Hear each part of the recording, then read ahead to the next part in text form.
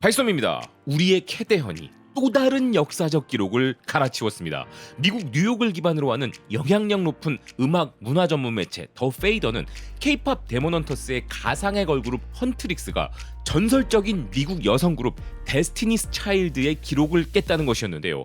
헌트릭스는 데스티니스 차일드의 빌보드 차트 기록을 갈아치우며 3명 이상의 여성 그룹으로는 역사상 최초로 빌보드 핫백에서 3주 연속 1위를 차지했다는 것입니다.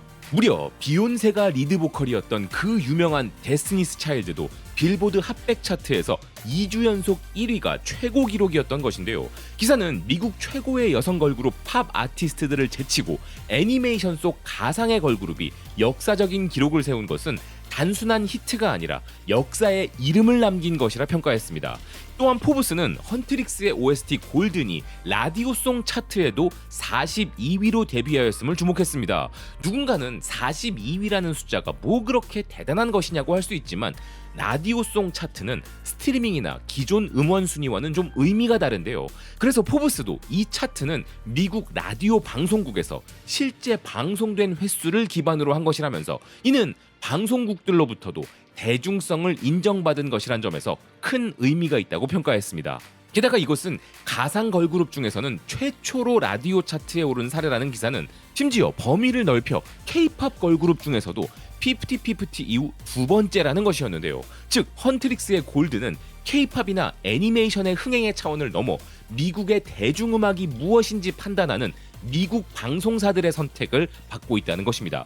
그리고 이 순위는 앞으로도 계속 오를 것이라는 전망이 줄을 잇고 있었는데요.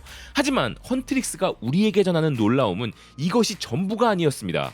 미국 대중문화를 대표하는 매체 중 하나인 할리우드 리포터는 헌트릭스가 세계 최고의 뮤직 어워드 중 하나인 MTV 비디오 뮤직 어워드의 시상자로 참여하게 되었다 전했는데요.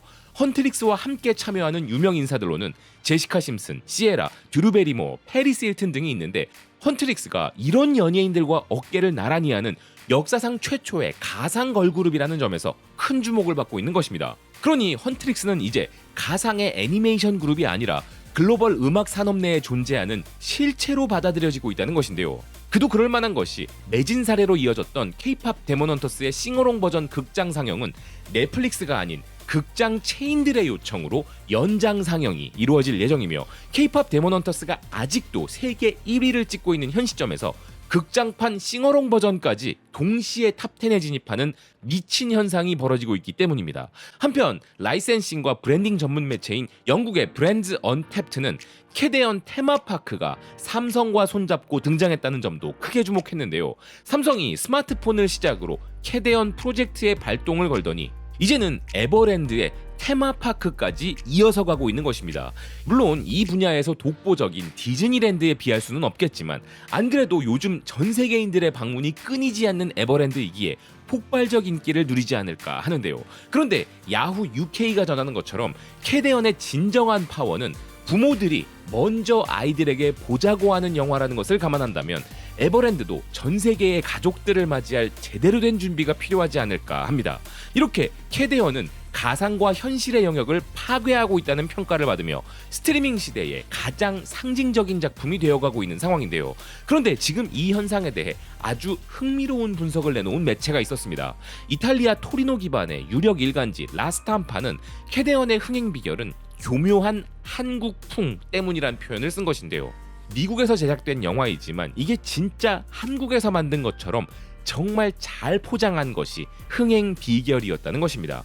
실제로 이 영화의 배경과 음악, 캐릭터 스타일과 정체성 모두 한국스러움으로 설계되었다는 기사는 그래서 이 영화는 미국이 만들었지만 너무 그럴싸하게 한국 영화처럼 만들어져 진짜 한국산 작품처럼 느껴진다는 게 흥행의 이유란 것이었는데요. 근데 사실 전 세계 많은 곳들에서 그렇게 알고 있다는 것도 사실이죠. 많은 전 세계 사람들은 이게 진짜 한국이 만든 작품이라 생각한다는 것입니다. 심지어 멕시코의 대중매체 팔로마 앤 나초에서도 한국 애니메이션의 새로운 물결이라는 기획기사를 보도하면서 4편의 한국 애니메이션 작품들을 소개하고 있었는데 그중 한 편으로 캐대헌을 꼽으면서 이는 한국 애니메이션의 새로운 물결을 대표하는 최신작이라 평가했는데요. 그러면서 이 작품은 기존 한국 애니메이션의 서사나 창작의 경계를 초월한다는 것이었습니다. 이렇게 캐데언은 심지어 언론사로부터도 메이드 인 코리아라고 오해받고 있는 것인데요. 그리고 이제 기존의 K-팝의 위력과 캐데언의 파급력이 합쳐지면서 대한민국은 이제 공식적인 문화 거물 국가가 되었다는 평가를 내놓은 곳은 영국의 대중문화 매체 컨택트 뮤직이었습니다.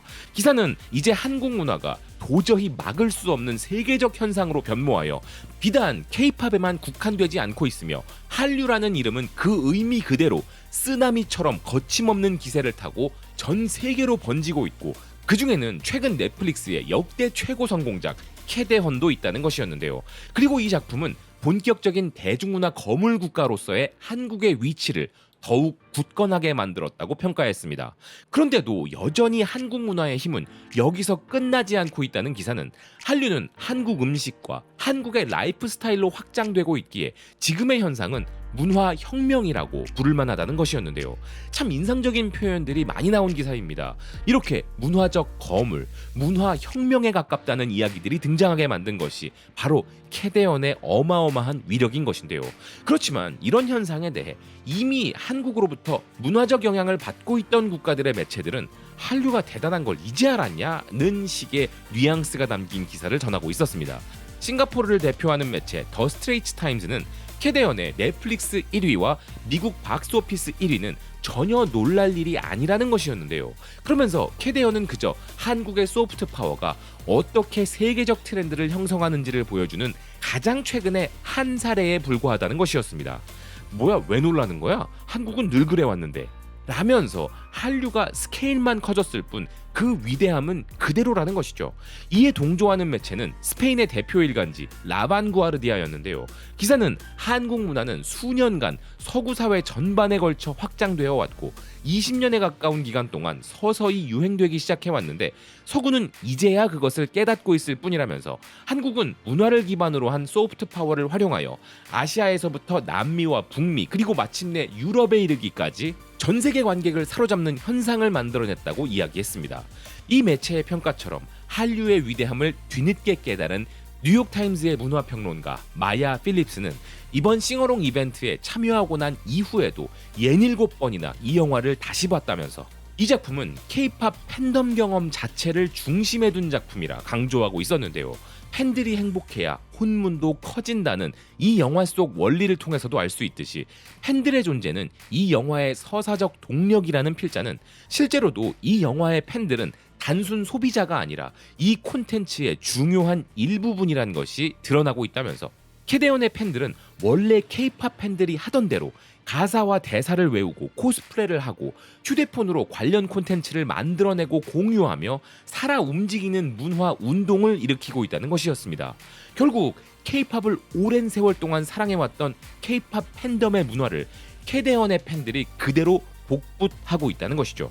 그런데 이 영화가 가져온 이런 현상을 설명하는 데 있어 절대 간과해서는 안 되는 것이 있다는 필자는 그것은 바로 캐데언이 팬덤이라 불리는 이 추종자 커뮤니티를 근본적으로 잘 이해하고 존중하고 있다는 사실이란 것이었는데요.